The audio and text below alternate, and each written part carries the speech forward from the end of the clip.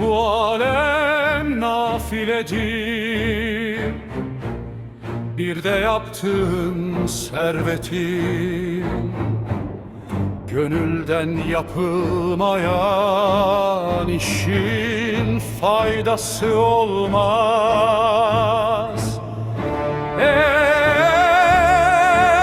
Ademoğlu, hakikat ermek ise niyetin, ben perdesini